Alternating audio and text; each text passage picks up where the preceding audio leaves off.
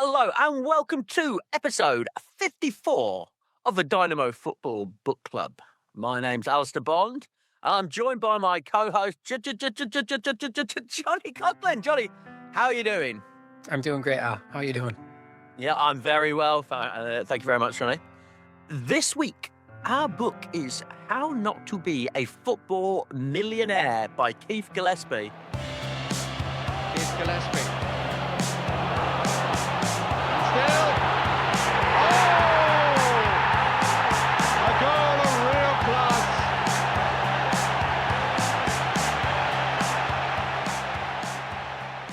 Johnny, if they were going to do a Keith Gillespie lookalike competition, you'd be in the top 100. Yeah, I would. I've been told I look like Keith Gillespie. Do you know who I get regularly these days? What, regularly? To the extent that people say you look like anyone. David Tennant. Ah, you see, you're going down in the attractive stage. You started off at George Best, then Keith Gillespie, now you're David Tennant. Yeah. Who's he going to be 10 years from now? It's becoming beakier. I'm getting beakier and beakier. I do get less George Best than I used to. I never saw it. I get, what's his name? Liam Neeson, all the time, I'll take it. Fuck you. I get it all the time, Johnny, so I don't care what you say. I do look like Liam Neeson. Or maybe I just look like a man of honour, like Oscar Schindler. Comes across. Or a man of action, like the bloke from Taken, whatever his fucking name is. Well, he had that funny turn in his career, didn't he? Just started doing action movies for the last 20 years. He's in the Naked Gun series now. Yeah, I'm not watching that. I mean, he's not a funny man, is he? He's thinking, oh, laughs ahoy. Here he comes, Liam Neeson. Anyway, let's not get distracted. Okay. On the cover of this book, How Not to Be a Football Millionaire, Keith Gillespie looks like he's in the Stone Roses. Did you listen to it or did you read it, Johnny? I had to read it. It wasn't a difficult read, in fairness, was it? It really wasn't. I sent you a text on Friday saying, I think even on Saturday, I've not even started this book, and I had it finished comfortably by now, Tuesday afternoon, folks. The cover of the book is just his face, right? And I held it up to my face, to my daughter. I'm doing it now. Yeah, I don't know. He's got a really Ian Brown vibe. He just needs a bucket hat on, and I think he looked, very much. Have you seen Ian Brown recently, by the way? Yes, I have, yeah. Yeah, because he was at, Manny's funeral recently. It was, yeah, exactly. The picture from Manny's funeral. A friend sent a picture of it and he said he looks like he's just returned from Middle Earth. They all do. All the lads carrying the coffin, Manny's coffin. Is like, fucking hell, look at you lads. Just on fat though. Yeah, so well done, rock stars, for never getting fat. Do you remember the TV show, Peep Show, obviously? Yes. So my brother-in-law, Jack, he has a theory, and I had a question for you all. So his theory is that in every relationship you have in your life, romantic relationship, friendships, whatever, work relationships, you are a Mark or a Jez in each relationship, but you might be in Mark in one relationship and a Jez in the next. So vaguely, I suppose, Mark is the one who's slightly more responsible and a little bit more fascist, and then Jez is the more irresponsible. Who would you say, Al, in our relationship? Well, I'm Jez all day, I? Of course I am. You're Mark, you fucking square nerd. Of course you are. That's not even a question. Of course not. But that's absolutely true, isn't it?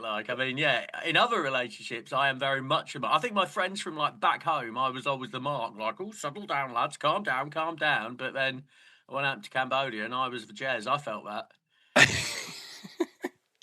I'm either the square one in a group or the wildest one.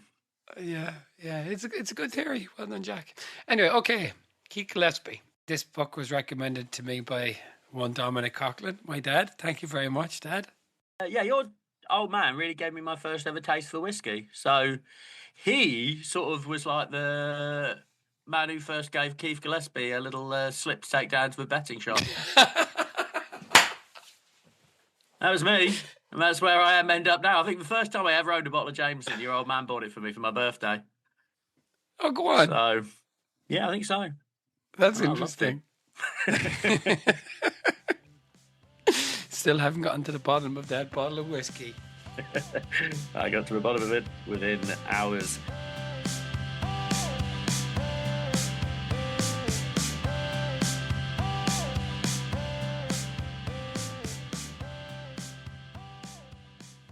what did you know about Keith Gillespie? I'm going to ask you. Well, I thought he was absolutely shit hot at football, but he wasn't, was he? That's what I always thought, like, you said to me, Keith Gillespie, I was like, this kid, amazing, like George Best, but he really wasn't. Not at all. I think I knew about the gambling. I've read this book before, like 10 years ago, but I didn't remember anything about it because there's nothing memorable. But at all, right? But yeah, I mean, I thought he was a pretty decent footballer, but from reading this book, not so much. I mean, obviously he's one of your islanders, Johnny. I'm being careful here. I mean, what do you think about Keith Gillespie? Well, yeah, so he obviously he's a class of 92 fella, and he went as part of the Andy Cole transfer to Newcastle. He was very much someone I was acutely aware of. And he says at one point that it might surprise people to know that while I'm mostly associated with Manchester United and Newcastle, my longest stint at any club was at Blackburn. People don't really seem to remember that. It's because people had forgotten him, isn't it? He kind of started well and his career petered out. And I enjoyed this book, but Keith Gillespie is an asshole. Right. Okay. Well, yeah. Yes. All right. So this is what I wanted to say right from the get-go. So this book is called How Not to Be a Football Millionaire. And in it, Keith Gillespie poses the question, how can a man who knows the origin of the saying, Bob's your uncle, lose £10 million? That's what... He's like, I'm a smart bloke. This is like chapter 1. He's like, I'm a smart fella. I know the origin of the phrase, Bob's your uncle. How did I lose £10 million? Like, that's how you decide what intelligence is now. Like, but it wasn't a gambling. It wasn't the gambling that made him lose the money, because that's what I believed to be the case. He is just such a spoiled. He's such a spoiled individual. Like he really epitomizes the spoiled footballer. And as his career went on, and he found himself in, smaller clubs with more, a lesser role, he just seemed to have an issue with everyone. I think he just thought he was above everyone as his career went on. Oh, I had a problem with Laurie Sanchez. Of course you did. Oh, I had a problem with Nigel Worthington. Of course you did. He was problematic everywhere he went, I felt. What do you reckon? Well, absolutely right. Yeah, we do a list of, we often do this, a list of people that the autobiography guy hates. The autobiography guy. Oh, language is my tool, Johnny. The author. We often have a list of people that the author hates. And in this case, it is every single football manager he ever had, apart from Alex Ferguson and Kevin Keegan. Like, all of them. Like Souness, he's so vain. Oh, the idiot. Oh, he wanted us to take football seriously. And what's the worst thing you can say what's the worst thing you could ever say to Keith Gillespie? It's like, if you don't win this game, you're not going to go out tonight. What the fuck? How fucking dare you cunt? Look, this fucking man has the fucking audacity to tell me I can't go out drinking after a game of football. Any manager who suggests to him, maybe you shouldn't go out for a drink tonight, well, that's beyond the pale. Everyone agreed with me, so they did. It's wild. Yeah, he has a real problem with authority. And man, he makes stupid mistake after stupid mistake. I mean, it's all his own fault. Yeah, he's skint because he's a fucking dickhead. Yeah, well, that's it. He gave all his money to some friend of his, and he was just signing paper after paper. And the guy was essentially, I guess, embezzling his money, wasn't he? And it's hard to feel sorry for Gillespie. I was wondering, again, I've said this to you before. I think it came up in the Fowler book. I felt about this with the Owen book. You want these lads to be candid. And then when they are, you're like, why are you being so candid, Keith? Nobody's going to like you. Stop. Like, I just don't understand. Like, as you said, he's a smart guy. Did he read this book? Did he read his own book? It's written by an Irish journalist, Daniel MacDonald. He would have, he's got like good standing. Like he's a good football journalist. He would write about the League of Ireland, but he would write about the national team and stuff like that. Like he's a good journalist, a good football journalist, and also a singer. Housewife's favourite, right? Daniel O'Donnell. So he's got it Daniel- covered in Ireland, this lad, isn't he? Like, I think it's Daniel McDonnell. What did I say? Daniel no, you did O'Donnell. say Daniel McDonnell. That would be But- quite a turn for Daniel O'Donnell to write Keith Gillespie's autobiography. Yeah. But come on, let's just talk about Keith and his life. So as you say, his spoiledness. But as you say, he's from the island of Ireland. He's from the north of Ireland. He's from the Protestant side of Northern Ireland. But he does say that I didn't realise that quite so many of the Northern Ireland football team, the national team, that is, were Catholic. I always was under the impression. I always believed that most of the Catholic lads didn't play for Northern Ireland. But he names a whole bunch of them: Jerry Taggart and Jimmy Quinn. These fellas were Catholic. I had no idea about that. But anyway, he's from the Protestant side of. Jerry Taggart doesn't always act like a religious man, does he? Like in this book, we'll get to that later in his pop sandwich. Yeah. There's a few things in this book, but yeah, Alice, the sexiest book I think we've had. Yeah, it was quite sexy, and that I think this leads us on very nicely. Keith Gillespie was like the young George Best, right? That's what the Northern Irish papers. Oh, he's going to be the next George Best, and there's that very, very famous story about George Best. Dave Waiter goes up to his room and he's drinking champagne with Miss World, and the bellboy goes up and say, "George, where did it all go wrong?" And he sort of has that equivalent, doesn't he, Keith Gillespie? But the woman that he's romping with was the runner-up in Miss Northern Ireland. I think, yep, that is you. That is your level. George Best, Miss World. Keith Gillespie, runner-up Miss Northern Ireland. But yeah, I was thinking about this. I was thinking about Keith Gillespie and Neymar for some reason today. Like the margins. How many people play football? How many? Like the difference between was Keith Gillespie in the top 500 footballers in the world at one point of his life? Probably. And Neymar is in the top 5, we'll say, for a good portion of his life. The margins just must be so razor thin at that point in that kind of rarefied air, you know?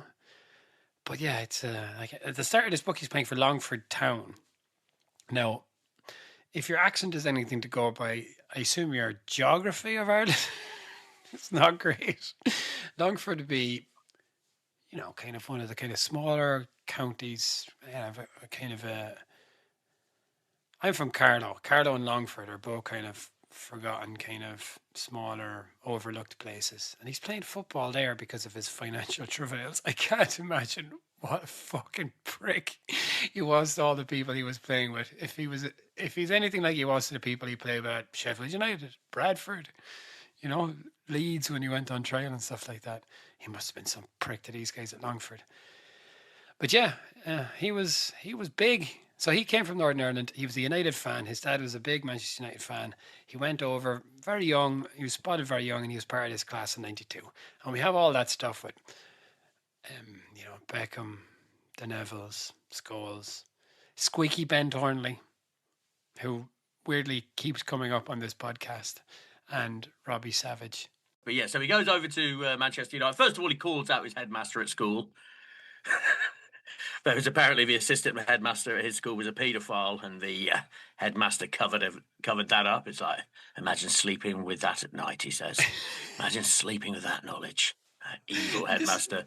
This is all because the fellow wouldn't let him play football, right? It was a rugby school. So he manages to put into his book that he was defending a paedophile because he wouldn't let him play football. If he's got an axe to grind, he's going to grind that axe. Like, it doesn't matter who. And everybody's named as well. Like, everybody's named. There's none of that. No, that's not true. The one point, he says he slept with the daughter of a Manchester United legend.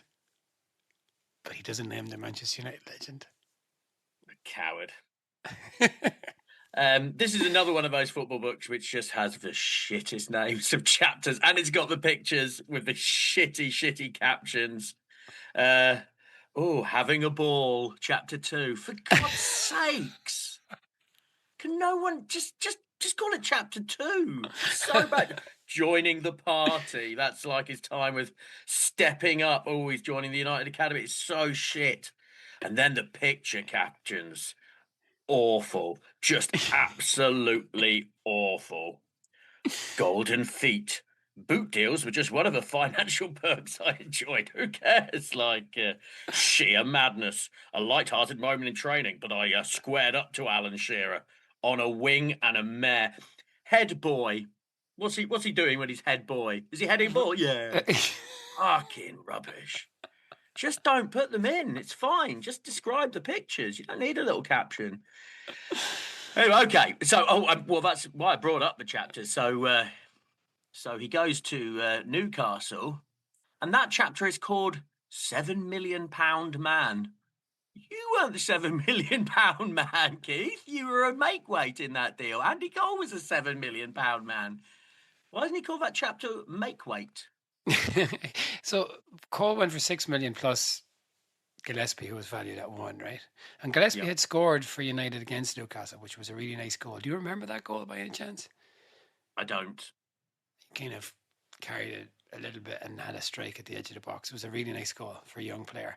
By the way, as you said, he has a go at everyone except the class of 92.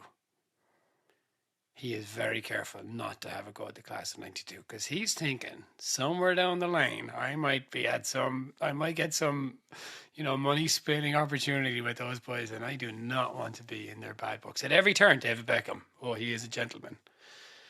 They're the fellas that he kind of ring fences them and Fergie. Yeah, well, that's it. Anyone who's got higher status than him, then he is very, very deferential. But anyone who's got a slightly lower status than him, then it's knives out, isn't it? This is what I like about the book. He has such little digs at people all along. David Ginola, a preening little priss. Shearer doesn't like Ginola, and that's why he was frozen out by Dalglish. That's the kind of stuff I enjoy. Pettiness. That's what I want to see in a book. Pettiness. Oh, and you've got it. You've got it. But yeah, there's nothing major to report about his time at Manchester United. All the stuff you hear about Ferguson, took an interest in him, knew his name, knew his parents' name, and took him for dinner. That's the stuff you always hear about Ferguson, isn't it? Yeah, it is. It's always the same. And yeah, he's not got a bad word for him, not at all. Did I ever tell you this? I must have said this before. My friend's dad worked in the Waterford Crystal factory in Ireland, in Waterford, and Ferguson was over on some golf jolly. And he did a tour of the Waterford Crystal factory. And he met my friend's dad. I think my friend's dad was maybe Tony.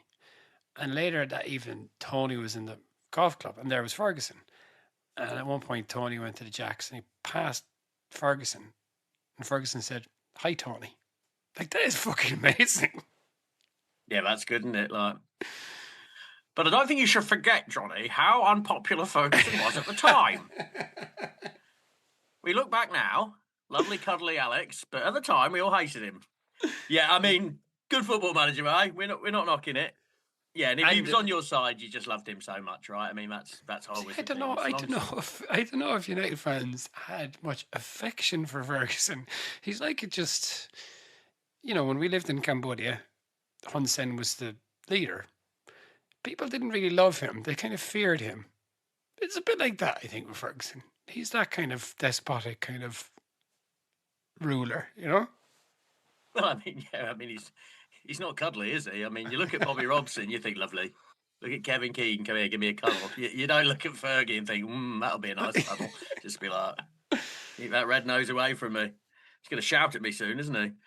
But did you know that Gillespie was such a bad boy? He's got such a bad boy reputation. No, I didn't. But he doesn't think he is a bad boy, does he? He thinks he is just a normal footballer. But man, all his actions, I just can't help but feel he totally squandered his career. Right at the start, he's like, no vegetables and no eggs for me. What are you eating, lad? He's just eating like bacon sandwiches every day, washed down with pints. Well, he has a bad boy reputation, he says, but he deserves a bad boy reputation. He's not a million miles from Dennis Wise in his behaviour, but he doesn't have that reputation. He doesn't have Dennis Wise's reputation.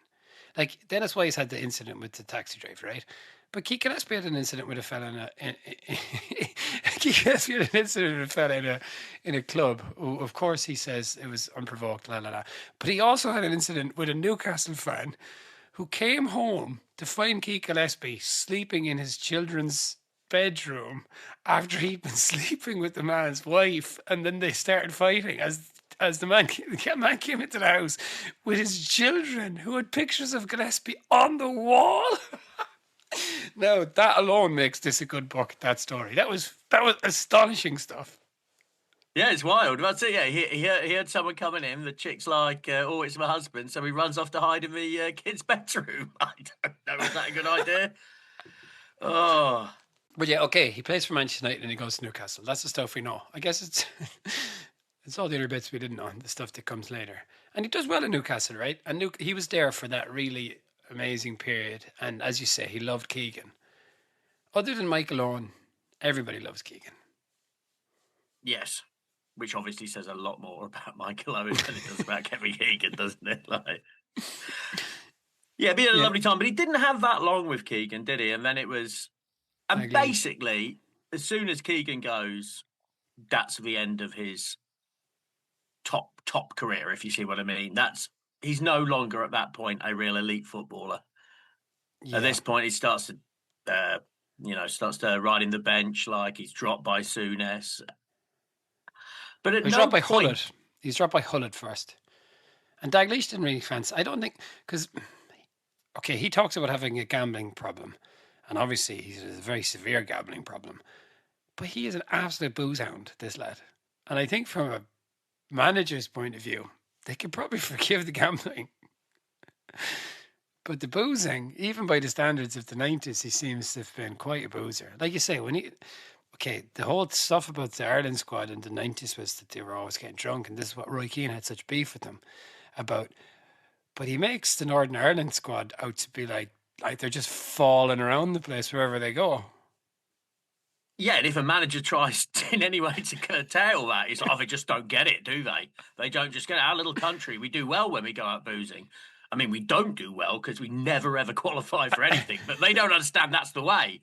It's like, you're not having success, so maybe you could try something different. But as I said at the top of the show, anybody who tries to stand in the way of Keith Gillespie and his pint is a total fucking arsehole. And he expects your sympathy as the reader as well, doesn't he? He's like, I can't believe what this manager was saying. Am I right? Am I right? It's like, yeah, the manager was right. But this is the thing. I think Keith Gillespie, and I think this book is really interesting because this guy lived just an amazing life for 10 years and just believed that it would go on forever. And it didn't because of his own attitude, you know. And, okay, he got stiffed by his friend. And it's pretty terrible stuff, but it's hard. I find it very hard to feel sorry for him. Oh, I have zero sympathy, Johnny. Zero sympathy. And yeah, the thing that really stuck out to me is like when he did start like falling down the pecking order of managers, at any point does he think, what could I do to be better? How can I improve? No, he never does. He's like, oh, where can I go where I get paid a lot? What can I do? And he's happy with all of his moves because he always gets a pay rise, but he's always slipping down the ladder. He was happy to go to Newcastle because he got more money. And then he was happy to go to Blackburn because he got more money. And then he eventually ended at Sheffield United and he was happy with that because he got more money. But all the time he's slipping down the pecking order. He's becoming a worse and worse footballer and he doesn't give a shit. Yeah, absolutely. He likes Warnock, even though Warnock absolutely stiffed him for with his contract. That's and he seems quite gullible, doesn't he, Gillespie? Because he signs a contract before he talks to his agent, and he had one agent who was really terrible, and then he got another fella who he could kind of trust. But yeah, he just seems like he was drunk for most of the 90s, and people were taking advantage of him. Well, he's dim, and he is a bit dim. He just he's not the brightest. He knows the origins of the expression "Bob's your uncle," which I've already forgotten, so kudos to Keith. Yeah, me too. It was some old British thing, wasn't it? Like, but yeah, he's just a funny character. But oh man, these managers, so here's one. He's on a bus. He's on a bus with the Northern Ireland squad, and someone's nicked Johnny Evans' passport. Right, Johnny Evans has lost his passport. an FA Island apparatchik comes in. It's like, oh, somebody told me you've got his passport. No, says Keith. But by this time, he's pissed him off with that accusation. 5 minutes later, he's up. He's got the bloke in a headlock, and beating him up. It's like, what was his crime exactly, Keith? Oh, he asked if you'd got Johnny Evans' passport. It's like, I fucking can't stand this. Fight. Yeah, he doesn't have the reputation of wise because he was a placid character on the pitch, wasn't he, on the whole? But off the pitch, the lad loves a fight because he's so drunk all the fucking time. Yeah, he's got serious... He's just real. I just got the impression he was such a spoilt individual, such an entitled little fucker. But yeah, there's a lot of fun. I think there's a lot of fun stuff here. He got in a fight with Sheeran Dullman. Sheeran knocked him out. Wasn't impressed by Stuart Pearce, by the way, Al. Shouting at Keith Gillespie in a training match to impress the assembled crowd who were watching this training. What did you think of that? You're showboating hard man, Stuart Pearce, fake psycho. It did annoy me, to be honest, Johnny. It did a little bit.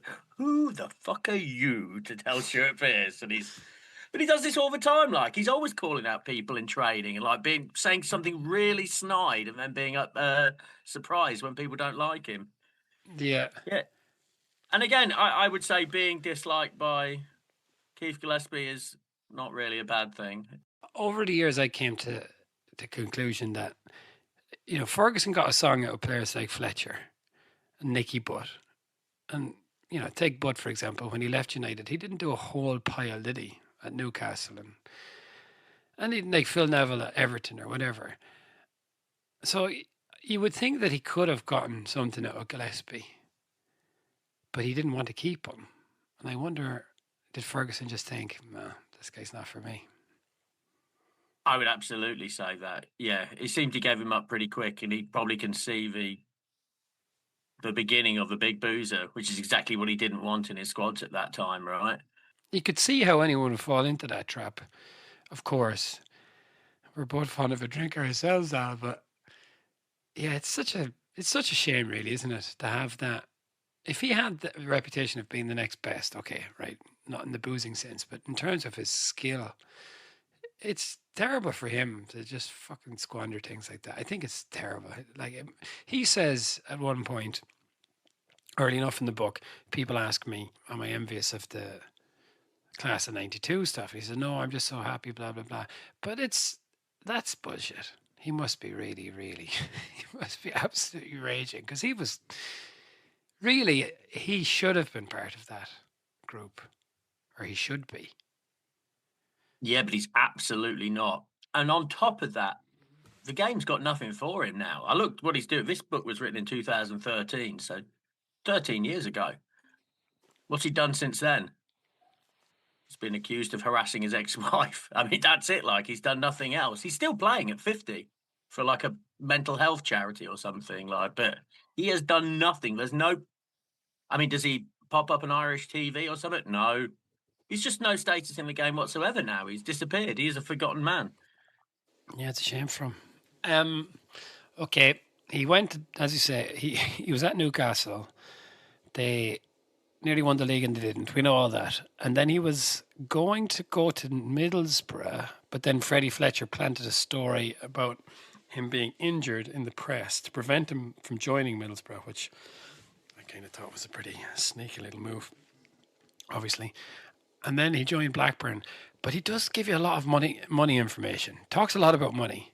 Joined Blackburn for 2.3 million. He got 11 grand a week and an 850k signing on fee, which I think was parceled out over the course of 4 years, the period of his contract.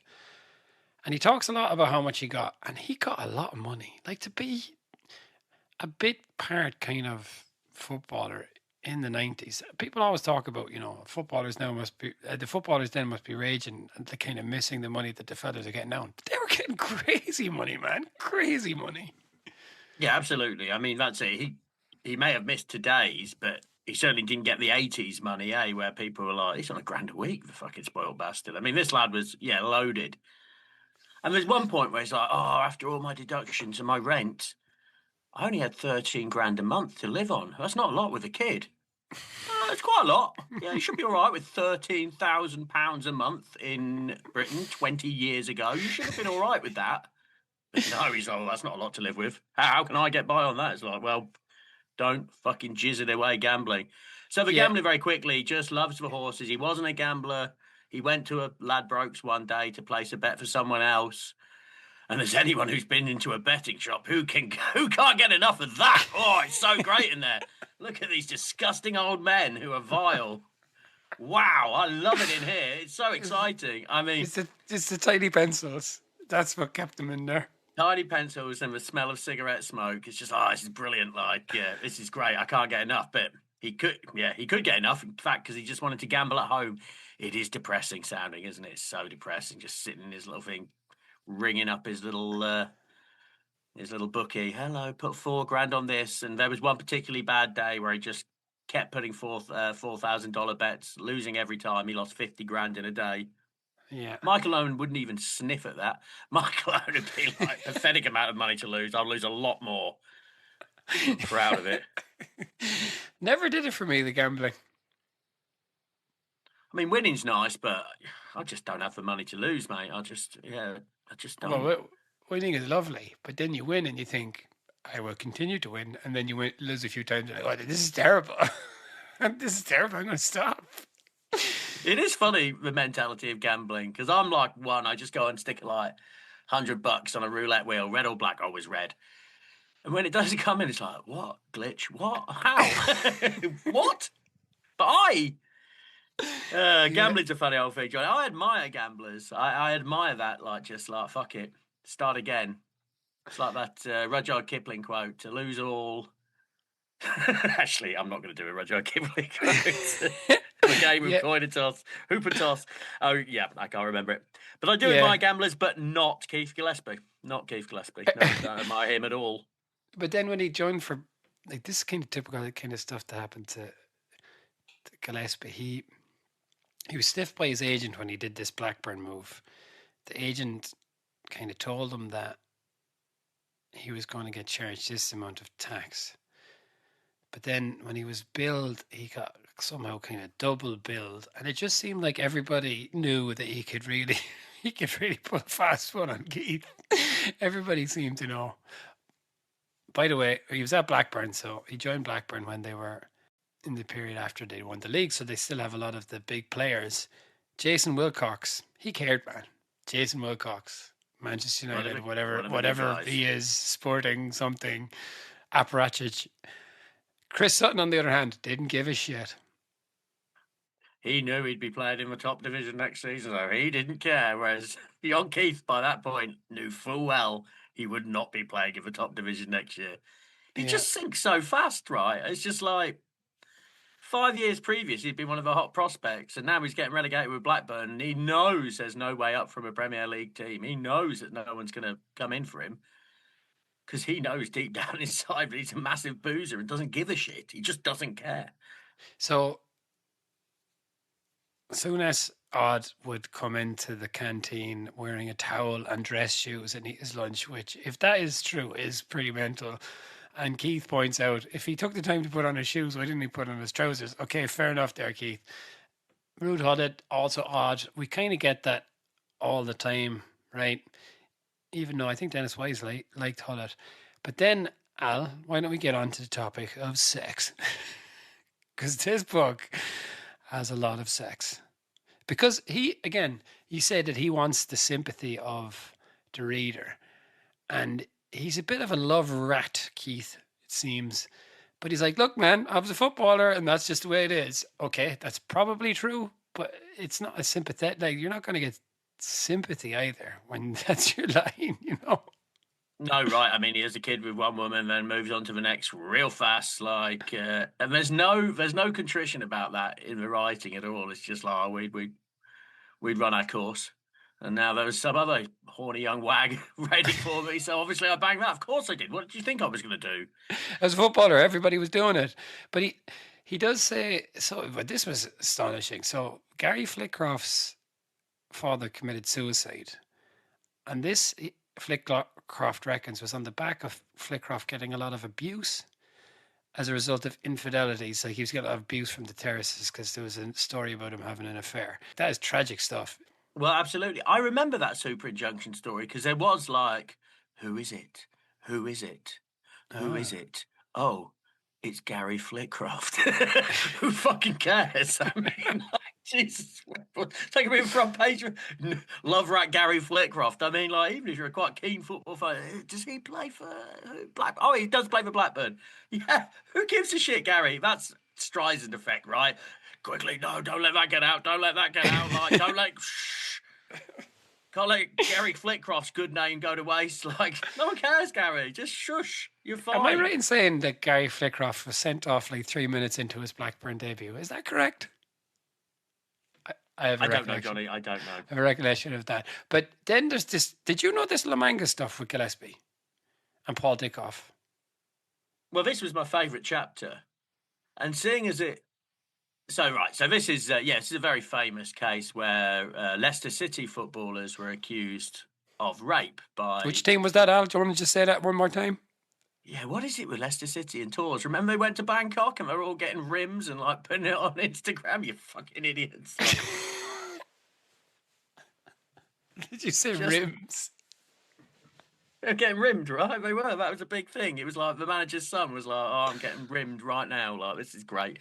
Better stick it on Instagram." What? People don't like this. All right, so the Leicester. I mean, the La Manga story is famous, but I think I did get it a bit confused. I was sure Stanley Collymore was involved, but like La Manga is in my head. I knew something happened in La Manga, but I had no idea. So Paul Dickoff, Frank Sinclair, and Keith Gillespie are accused of rape, and according to Gillespie's account, there was, I guess, sex workers in the hotel, and one of them slept with Stefan Freund. Frank Sinclair got a blowjob, and that came out later.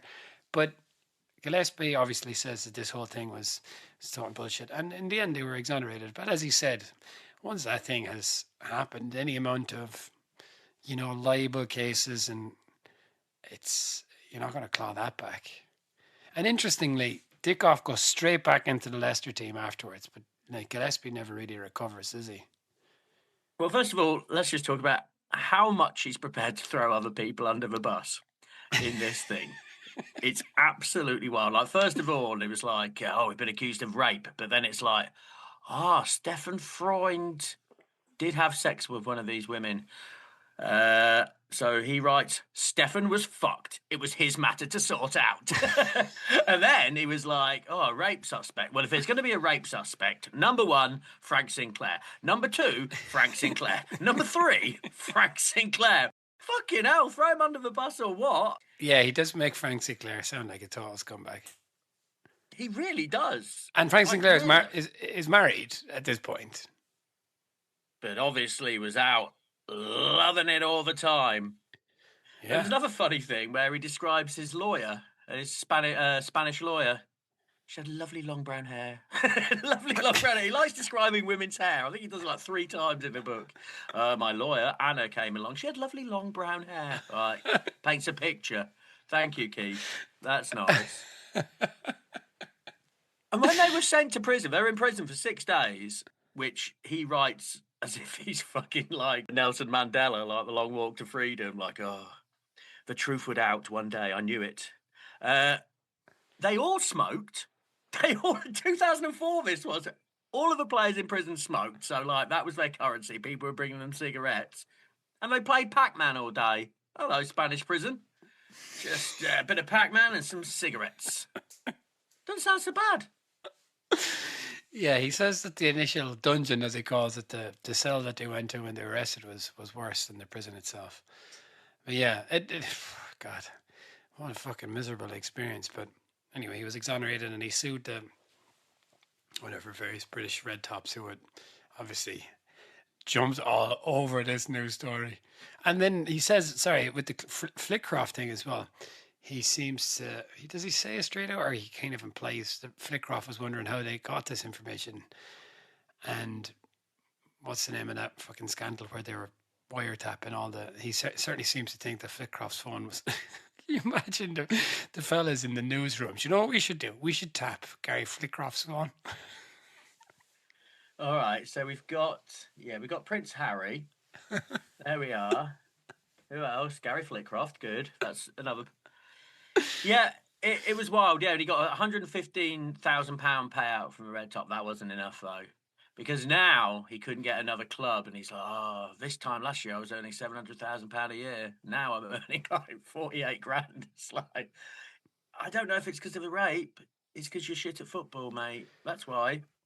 Yeah, like absolutely. We know in football, if someone is very good, those accusations, if someone's been exonerated, the clubs will move on. Like you said, Dickoff went straight into the team. At one point, he's paid 87 grand by Sheffield United to leave. Like,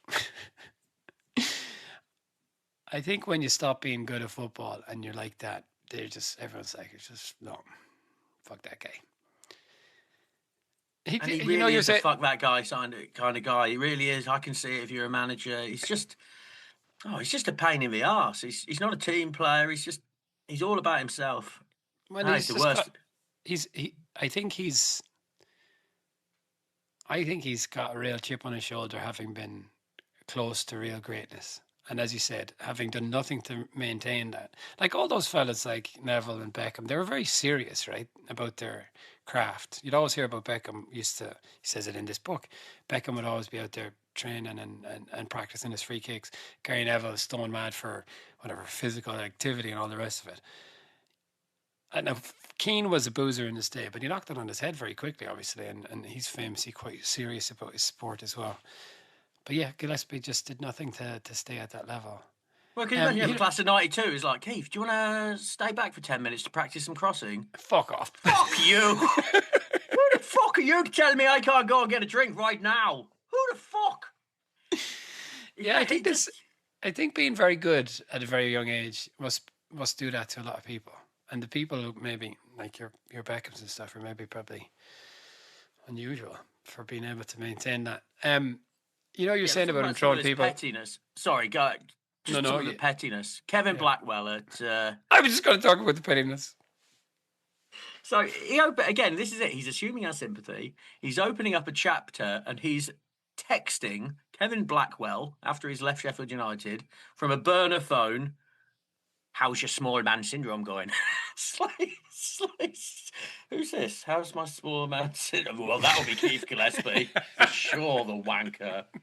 He's like, was it childish? Sure, but it made me channel my energies in the right way by sending wanky texts to an old manager.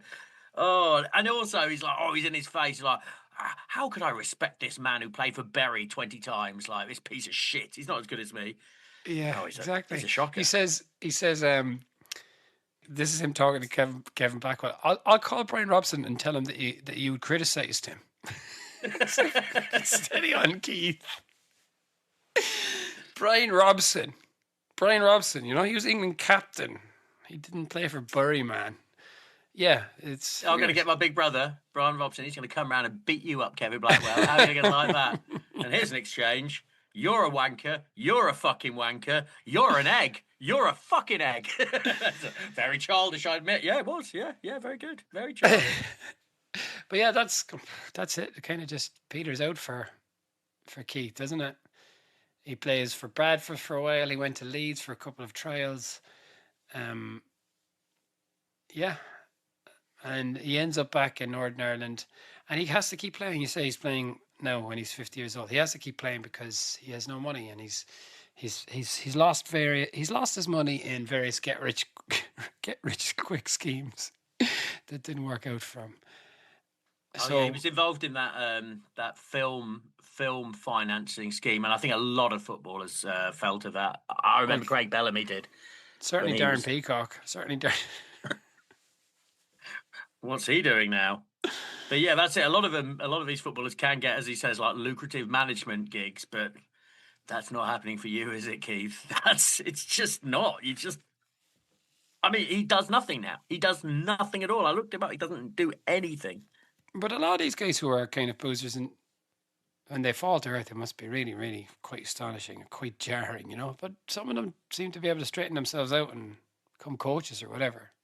And you don't have to be Pep Guardiola to be making good money in football. No, quite right.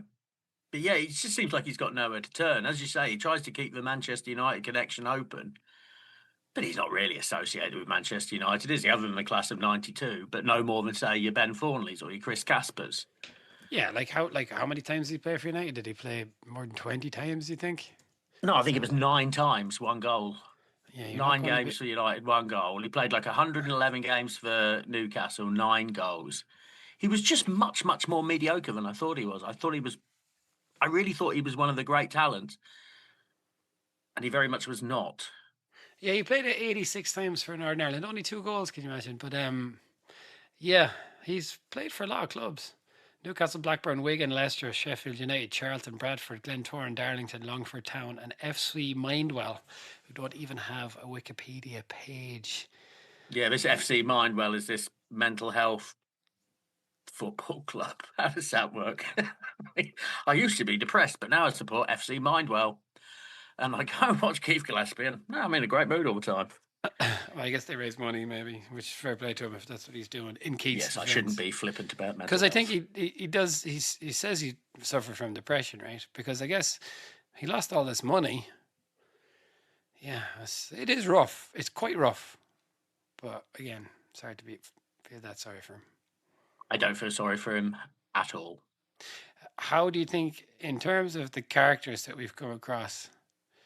You know, we had whiny Van Basten, we had psychotic Owen. Where would you put a Keith Gillespie in the rogues gallery that is football? Yeah, I don't know. He's got a real teenage vibe, like spoilt child vibe. Just like, I cannot believe this was happening to me after I behaved badly. Oh, it's unbelievable. Oh, I did all these bad things and now there are consequences. Oh, unbelievable. He is a whiner and he feels sorry for himself, and I don't much admire him. Yeah, and I think the book is good for like, while the protagonist himself is pretty horrible, the book is interesting for those reasons. But yeah, you said before that addicts, they stop maturing at the age that they fall into their addiction, and Gillespie does seem like someone who never really grew up. So yeah, that's it. They said I think he says he had his first bet when he was 20. And that sounds about exactly right. He like remains a 20-year-old, like a horny 20-year-old, and that's all he ever is. He's all about partying, nothing about self-improvement. Yeah. I wonder, like, for players like that now who are coming into this totally different kind of professionalized atmosphere, is the kind of, are the outcome kind of, the chances of a better outcome much higher? Because, yeah, I guess he didn't have the tools in Keith's defence. No, he didn't. He had some opportunities, eh? There was the one time when Terry McDermott came to him when he was at Newcastle and tried to talk about his gambling, but he hid it away. And if he'd been able to say at that point, then maybe he could have avoided some, a lot of this unpleasantness that comes across subsequently. But he doesn't. He just makes the wrong move at every time. Yeah, so the one that got away, I think, Keith Gillespie. Yeah, I just don't think you could have that lifestyle now and be a professional footballer. I can't imagine there's, I don't know, Jack Harrison at Leeds is out on a bender on a Wednesday night getting absolutely hammered. Smoking fags. I mean, that's wild, isn't it? It's just I mean, they knew back then that was not good for them as athletes. It's only 20 years ago. It's not like cigarettes have only just recently become up as bad for you. Yeah, every move he made was wrong. Every move. Yeah. Okay, so what would you give this book? Sorry, just to say, there's a bunch of stuff about Northern Ireland, but really, I'm from Ireland. I really care about Ireland. Northern Ireland don't really give a shit. Well, he sort of intimates that they could never have more success than he had, but they then subsequently do go on to have more success and qualify for a tournament. So wrong again, Keith. Yeah, would players no better, arguably worse? Because they had quite a few Premier League players at that point. No, there's some decent players. But yeah, it was just a big jolly. They said they had like 2, like Latvia and Iceland, and they were just drunk every night. And then he was absolutely outraged. And Nigel Worthington suggested they didn't go and get drunk, like furiously angry. Nigel just doesn't understand. He's too boring. We need to go out and get hammered and then lose to both Latvia and Iceland. It's the Northern Irish way. He says we were going somewhere in Iceland and we had to stop. We had to stop on 3 flights or something. So it was only the bars that would keep us going, you know. Yeah, he's really spoiled. He's a really spoiled little baby man. He really is.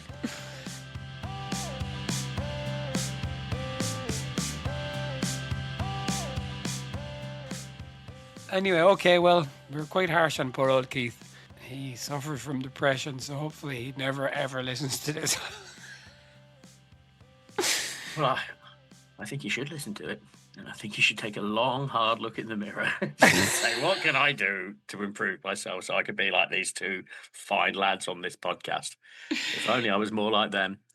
Yeah. No, but I don't know. I would never write a book where I blame everyone else for my failures. It just seems so nuts.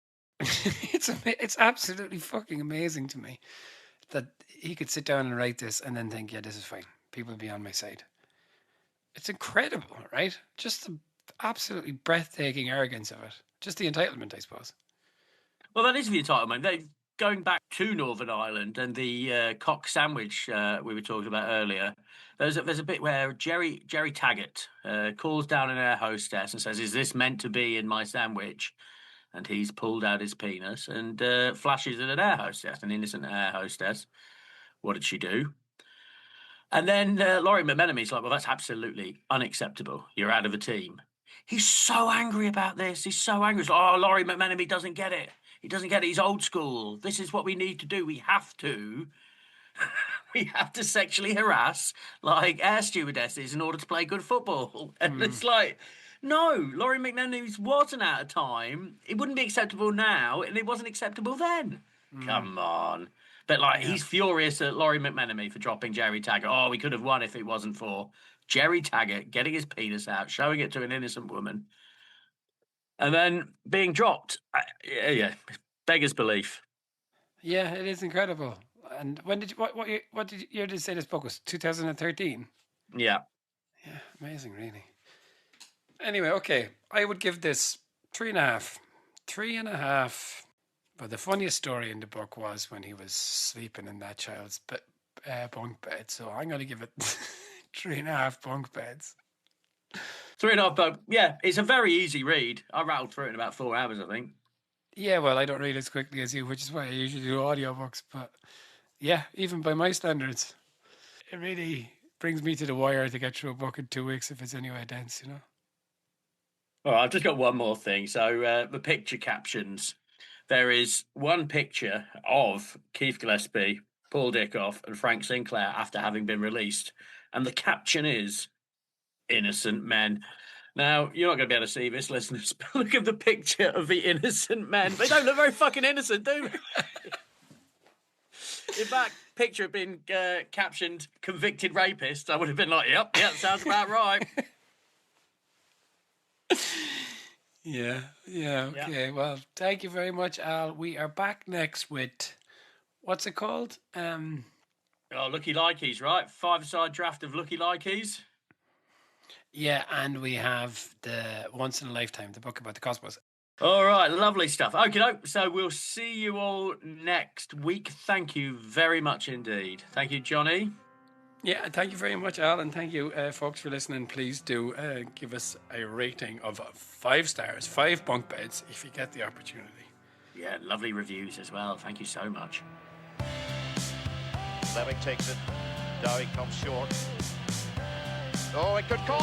Marvellous goal by Keith Gillespie! 4 minutes gone. Second cap tonight for Keith Gillespie, the 19-year-old from Manchester United. And what a start for Northern Ireland. And what a superb goal. Last question. Thank you very much indeed.